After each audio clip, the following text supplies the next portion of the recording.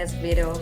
Today we ask you, is it true inclusion or shadow? You will find out if what you are in is true inclusion or it's shadow. My name is Shirley En. I am an inclusion specialist, also a principal consultant at Thaboshi Inclusive. We are a consulting firm that focuses on inclusion matters. We also incorporate wellness and safety issues in our consulting. We are based in Botswana. This is a country in Southern Africa. You might have heard about Botswana, or you might want to know a little bit about Botswana. Botswana is a very landlocked country, surrounded by South Africa, Zimbabwe, Namibia, and Zambia. We are a very peaceful country. We are a very rich country in terms of flora and fauna. And we also have a very big wetland that you might want to visit. It's called the Okavango Delta. So this is where we are based, but we are going global in this company. Once again, welcome to this video. I hope without much further ado, let's get straight to it. We are looking at 6 features of true inclusion. These are the things that you can look at in order to see or to judge if you are truly included. This video can be useful to the following set of people. It can be used by workers to assess if they are truly included in the workplaces. It can be used by students and their parents to assess if they are truly included in their schools. It can be used by researchers and or students of inclusion. It can also be used by employers to maybe.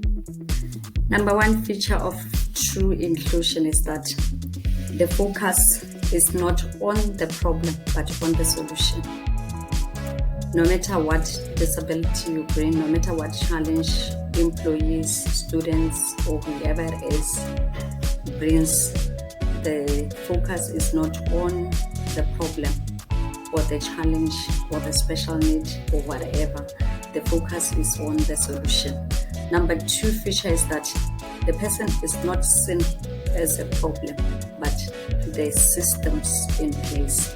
So in no case would you be considered to be an inconvenience in that setup. The 4th feature of true inclusion is empowerment. An inclusive setup is an empowering environment or an empowering setup.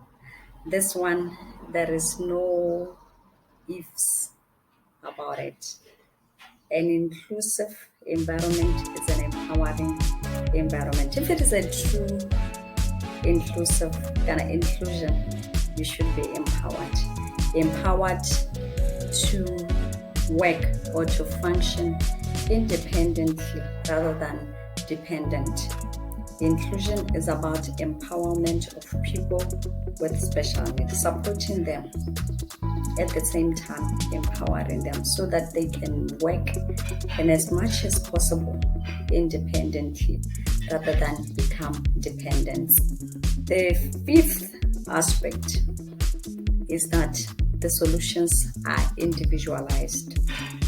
In an inclusion setup, in a true inclusion, the solutions are not grouped. They are individualized. Each and every individual has his own special case, and therefore the solutions should be and interventions are individualized to meet this particular person's needs. So the 5th feature there, I want to repeat, is that the solutions are individualized. They are not grouped or they are not tailored for groups. So that is the 5th feature.